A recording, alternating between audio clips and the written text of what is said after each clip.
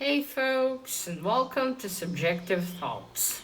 And our book for today is Fortunately the Milk by Neil Gaiman, illustrated by Chris Riddell. I'll leave his name here on screen because I'm not sure how to pronounce his surname. No warnings besides there will be spoilers. That's about it.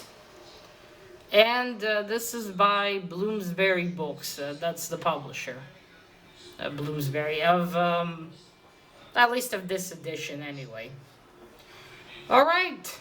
So I didn't know of the existence of this book until this week on Wednesday when I bought it. Now I've read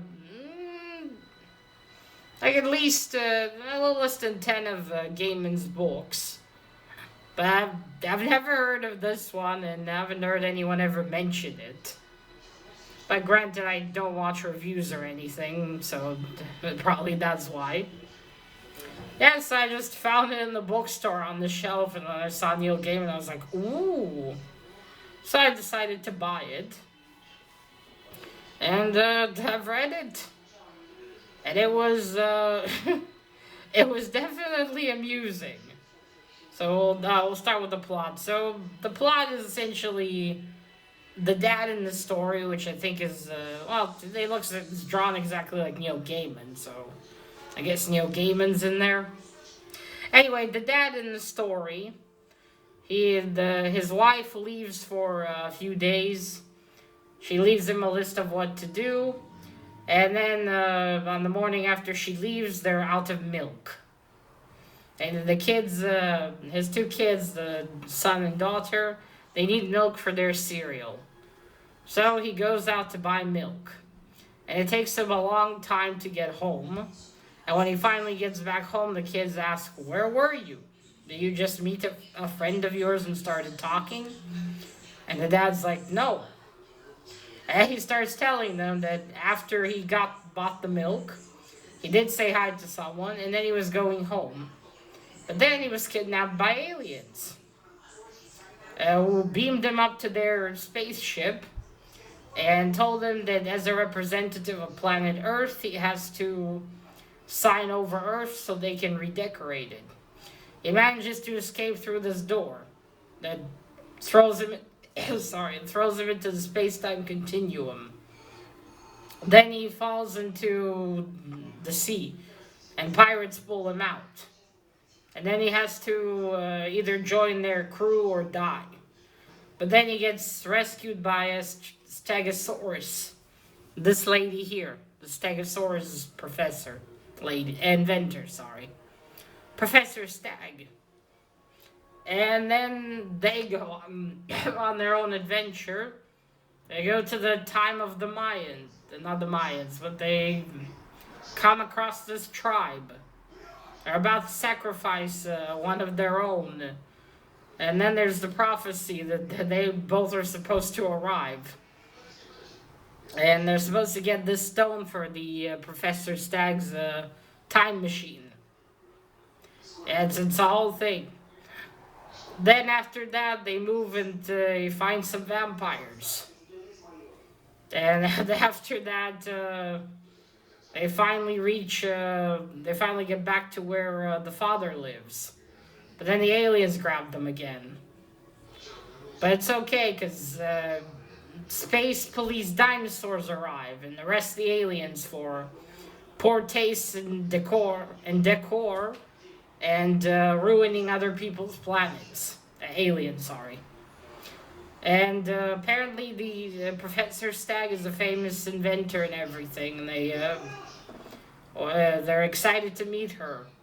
And finally, the dad gets to go home, and his children don't believe his story, because around the house, there's like dolls of dinosaurs and pictures and everything he said in the story.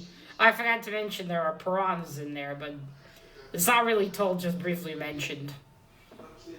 So they don't believe him, but he said, "Well, I have proof," and they're like, "Here's the milk." And the kids pick up the milk, and that's where the story ends, but you see that it has the Pirate Queen in the story threw a coin at him, at the dad. It was a coin from the, was it the 18th century? And they're like, oh. And that's where it ends. So yeah, that's on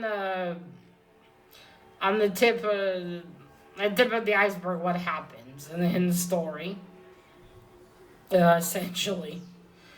So, like I said, this was amusing, and I think it also had a lot of references to all sorts of things, like certain characters. Like one of the vampires was Nosferatu. I only realized after I looked, like right at the end of the book, and one of them was supposed to be Edward, and I think there might be a reference to I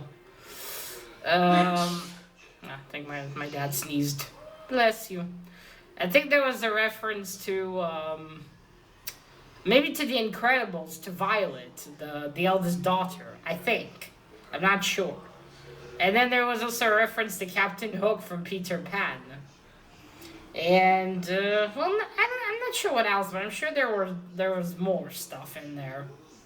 Also, this god, his name is Splood. I think maybe they were referencing the Mayans, because, all the sacrificing and stuff. So yeah, that was probably even more amusing when you understand all those references. Yeah, that was quite funny. I wonder if this was, like in the, I don't know, not in fashion,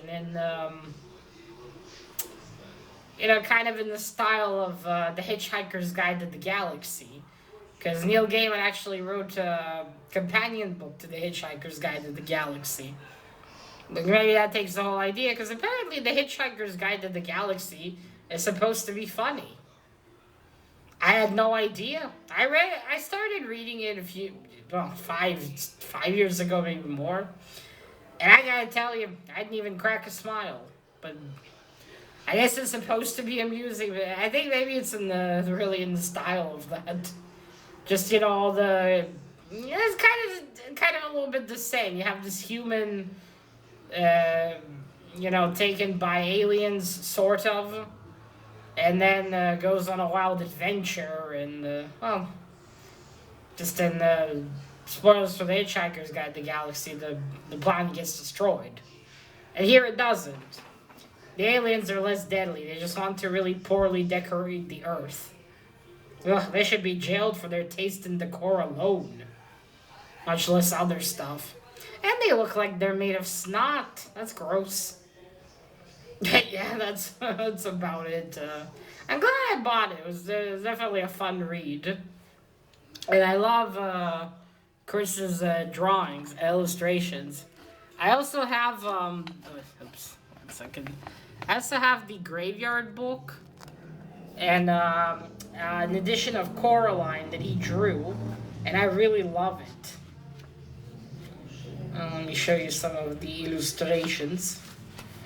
So there's the kid, the brother. You see, like, it's got references, like here, a hot air balloon, which I forgot to mention is what they travel in. You see dinosaurs, all the stuff that's like... So the dad just made it up to explain why he was late. There's the sister. There's the mom. Oh yeah, so this is not that old, but it's already... This came out in 2013. 2013. But that's it. I won't show too many just in case. But yeah, you see, like, that's totally Neil Gaiman there. I wonder if he took some inspiration from his own life. Like maybe one time his wife left for something and he was with the kids. I don't know which wife though, because he was married. As his first wife, I know, and he remarried. I don't know how long ago, but I know he remarried. Jesus Christ. The fuck? Someone's... fuck it. I'm already at the end of the video, not refilming it. Okay, and there's the cover. It's interesting, isn't it? There's the Stegosaurus. There's the Invention, the Time Machine. Just not called a time machine. Yeah, that's pretty.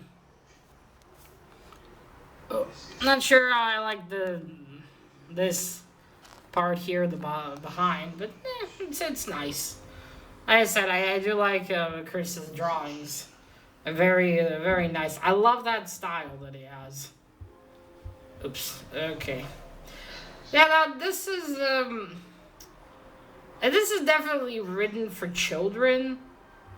Or who knows, man? Maybe not just for children. But I can't say it's my most favorite. I think Coraline and the Graveyard Book are also for children, but obviously I think they're much better than this. Because, I mean, this is meant to be silly, I'm sure, and those are far more serious. And although it's, it's fun to read, I don't know if, maybe I'll reread it in the future, but, not in the near future. As like Coraline, I'm sure I could read at least once a year. That's how much I love that book. I could reread it over and over again. But this, I don't really see myself rereading this over and over again. But yeah, for what it is, it's nice. If you want a fun, silly tale to, read yourself or read to the kids. I think you'll enjoy this one. Yeah, so that's about it. That's all I really had to add. Not to add, to say. So yeah, if you like Neil Gaiman's books, give this one a try. Maybe you'll get a laugh out of it. Maybe buy it for your kids. They might get a laugh out of it, or at least find the adventure amusing. And that's it. So let me know if you read this one, and what did you think about it, if you did, if you heard of it. And that is it. Now remember, collect what you're passionate about and share it on YouTube. And make sure you're never out of milk. Bye!